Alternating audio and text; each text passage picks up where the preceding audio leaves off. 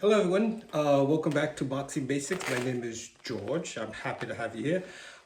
This will probably be the last Boxing Basic for before the end of the year, before we're kind of coming up against the holidays and things get a little bit crazy. As you know, it's been a crazy year for those who have followed me from about this time last year to now. You've seen, I've tried to track my progress and try to track my journey through taking up as an amateur boxer. And I just want to first of all thank everyone who's kind of logged in, subscribed, watched videos. Thank you so much. I can't thank you more than that. I'm gonna thank you again, but thank you again for that. Hopefully this Saturday I will do some sparring with a couple of people. So that will probably be the last sparring video for the year. I know a lot of people enjoy seeing me get punched in the face or punching somebody else in the face. So for those of you who know, I'm coming for you on Saturday. So you better watch out. So today I want to kind of revisit the jab. I think the jab was one of my first, or maybe second or third, one of the early videos I did in terms of Boxing Basic. And the reason I want to revisit it is that I kind of developed as you do sometimes, because especially when you spar, you get a little bit loosey-goosey with your technique and get a bit sloppy sometimes. It happens. So I noticed that I was doing something not horribly wrong, but something not correct in my sparring. And so Carlos, my trainer, also noticed it. So we spent some time this past week, kind of working on it and trying to work that kink out. So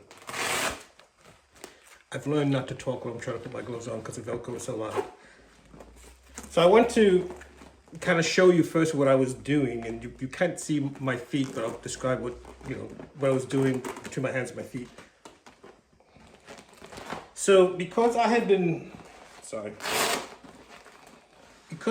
boxing, so what was happening is that a couple of things are happening. So I was boxing guys who were longer than me. So I was trying to reach and get to them and trying to close the gap, not by using my feet, but kind of, stretching or leaning into them. The second thing that was happening is that people had learned kind of what distance I'm comfortable with in terms of sparring. They kind of learned, I like to say, a little bit just outside of mid-range, because I like to use some movement, a little bit my speed and jab to kind of, throw a couple of shots and kind of move out, come in, kind of that in and out type of game.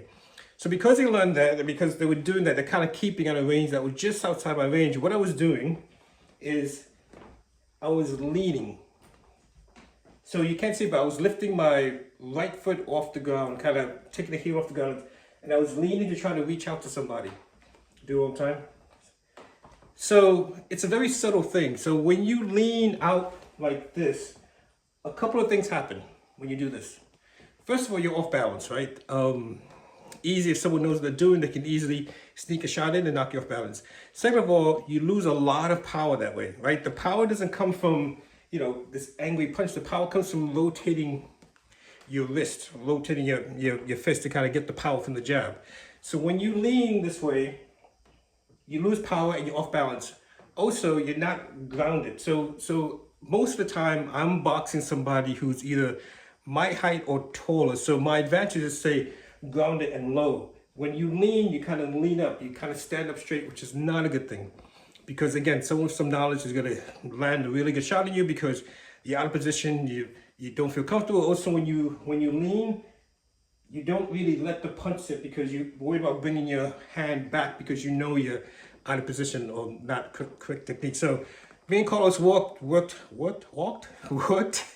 this past session, this past week, and just kind of getting back to basics about jabbing. So I want to show you once again. So get into your fighting stance, lean forward, and just not leaning, just rotating that wrist.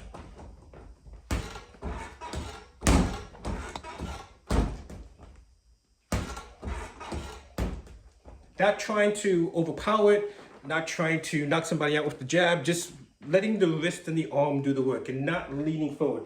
Staying planted, keeping the knees bent, keep your guard up, which is much better than, way better than that. So this also helps to set up this. You don't have to really hit it hard to make the point.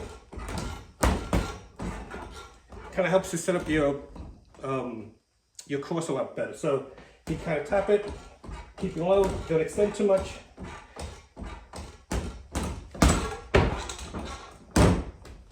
Also, you have to remember, and I kind of forgot that using the jab is not meant to always score points with the jab. The jab is also meant to kind of measure the range that somebody is in. So it's okay to actually miss with the jab. You don't always have to land every single punch for it to be effective. If someone is really aggressive and you just keep that nice sharp jab without leaning forward, they're gonna feel it. They're gonna know you're there. They're not gonna want to come in as aggressive as before. So that's kind of the jab revisited.